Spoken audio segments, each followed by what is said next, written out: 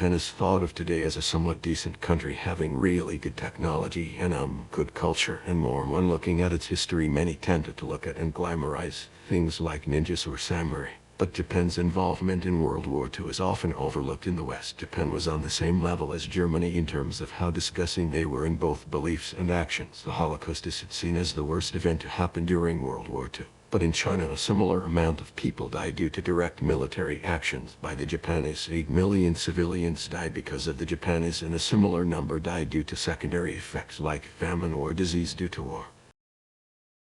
Additionally, one of the most heinous events during the war, the Nanking Massacre, was perpetrated by the Japanese. This was a 6-week sacking of the capital of China where mass executions took place. 1/3 of all the buildings and many were forced to have sex. Now at the time this was seen as incredibly awful to the rest of the world, so the emperor aimed to start having military brothels for the soldiers to use to quell their sexual desires. All of the women in these brothels were either forcefully taken or coerced into working in these brothels.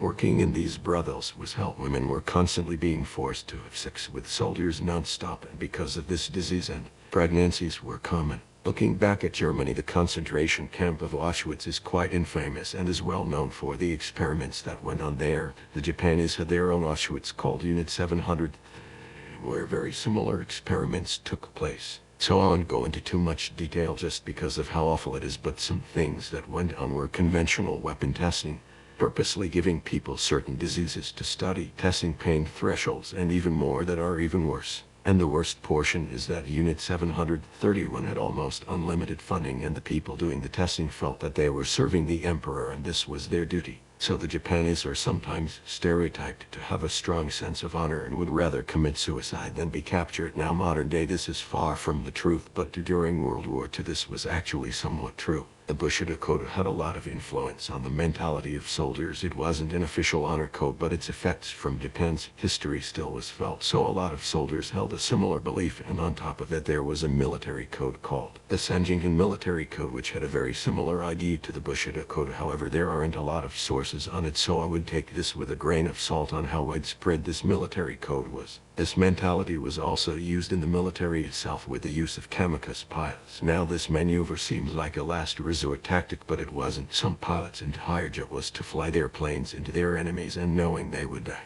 But why did the Japanese do all of this? Mostly for two reasons. The more conventional reason was they wanted to take over surrounding areas for natural resources, as they didn't have many. The more ideological reason was because they saw Emperor Hirohito as the descendant of a sun god and felt as if they were superior to everyone else, kind of just like Germany.